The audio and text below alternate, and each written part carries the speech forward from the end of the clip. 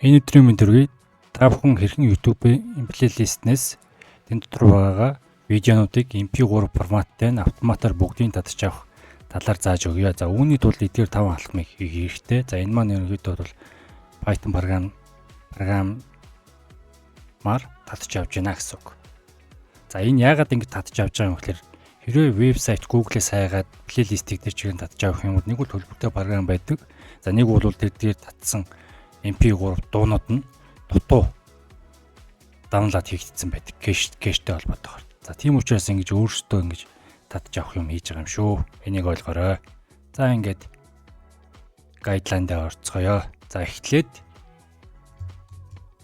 Python програмыг энэ урлагийн дагуу татж авах хэрэгтэй.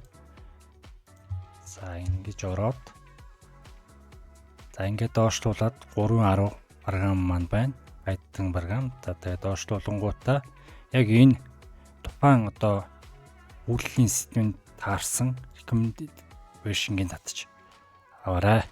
За би бол урьдчилаад татаад авчихсан байгаа. За тэр болохоор Python 3.10 гэдэг энд байна. За татж авсан гоо одоо суулгацгаая. За энд суулгах дээр add python.exe-г чиглэж өгөөрэй. За ингээд install now дараад суулгана.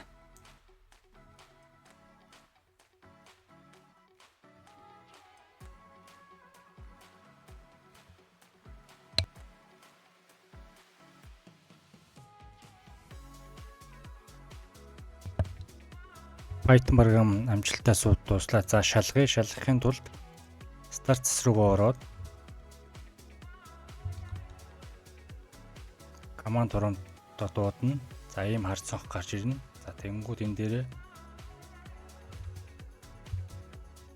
Python гэж бичээд үзэхэд ингээд ийм зүйл гарч ирж байгаа юм бол Python хэл маань Windows үйлдвэрлэлийн системд чинь суудсан байна гэсэн үг. За зааврын 2 дахь хэсэг болох Python-гийнх нь энэ модулыг суулгах хэрэгтэй. За энэ модулыг энэ текстийг хуулж аваад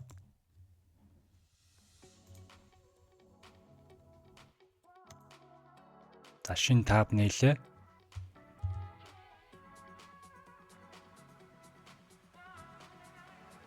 За энэ болохоор нөгөө өмнө би Python аппликейшнгаас суулгачаад uninstall хийсэн. Тэгээд энэ буцаад үлдсэн байгаа учраас энэ байна гэж хэлж байна. Өөрөөр хэлбэл энэ маань энэ модуль аяллалын суудсан байгаа гэсэн үг.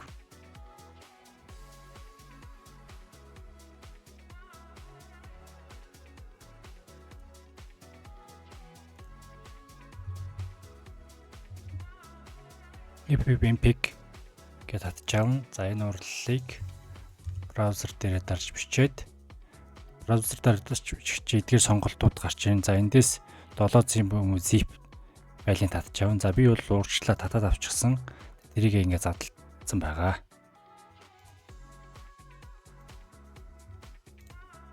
За энэ их чухал нэг плейлист маань public permissionтэй байх хэвээр. Хэрвээ чиний Gmail дээр бол одоо Gmail рүү ороод плейлист руу орох юм бол ийм сонголтууд байгаа. View full playlist гэж заавал дарах хэрэгтэй.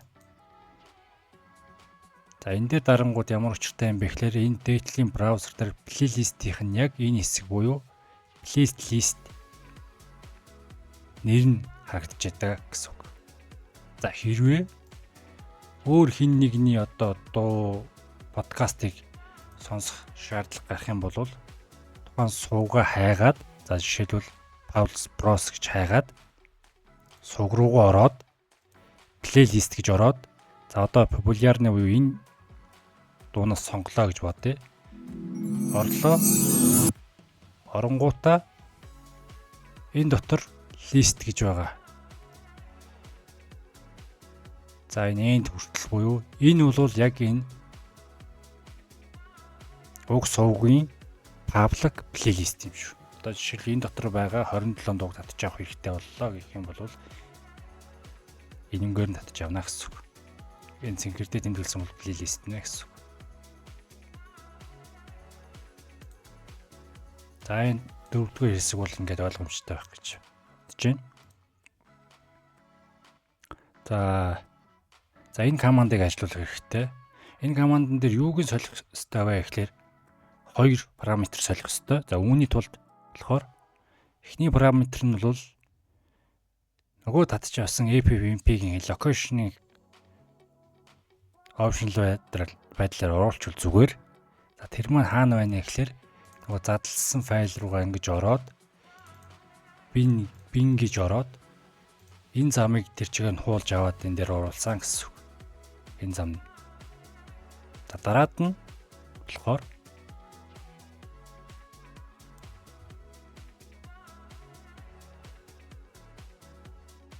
за хаана хадгалж авах мөн гэж оруулна. Хадгалахдаа плейлистийн нэртэй нь фолдер үүсгээд тэгээд тайтлыг оруулаад экстеншнийг оруулаад ингээд татж авна гэсэн үг. За гурав дахь бас параметр байгаа. Яг тэр маань яг юу вэ гэхээр саяны ирээсэн плейлистийн нэрээ оруулах хэрэгтэй гэсэн үг. За энэ нь болохоор хаана байгаа вэ гэхээр бид бүхэн түрүүн ярьсанчлан за энд байна. Энэ. Одоо энэ плейлист бол 162 дуутай байна. За жишээлбэл одоо энэ сувгийн плейлистийг хэвлээд татцгаая. Плейлист selected плейлистийг хуулж авлаа. Энэ плейлист дээр тавилаа.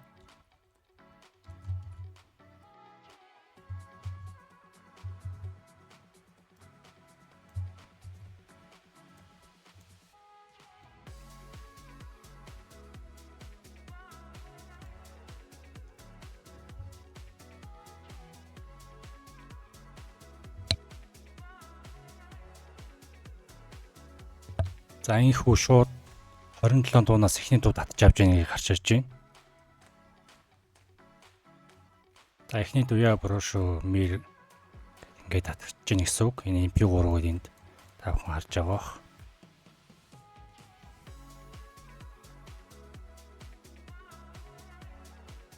Ингээд татсан дуунуудаа бол утсан дээр ч юм уу машиныхаа MP3-д оруулаад сонсох боломжтой болж байгаа гэсэн үг. За энэ дээр дахиад тав нээчээ. Бид бүхэн энэ дуунуудаа хаана хадгалж байгаа гэхээр цэгийн user styles энэ дотор хадгалж байгаа.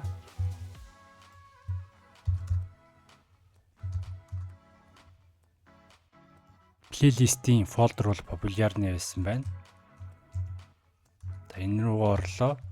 Дуунууд татгаж гин үгүй ингээ харангууд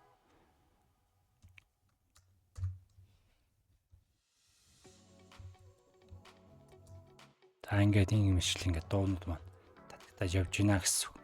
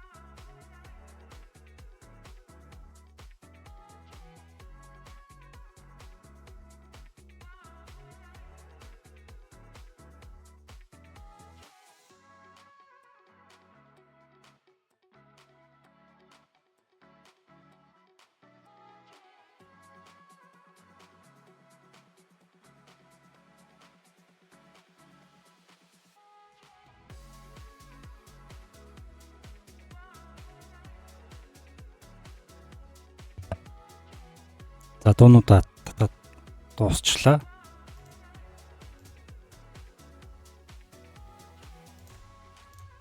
Саяны фолдер руу ороод дуугаа явуулж шалгацгаая.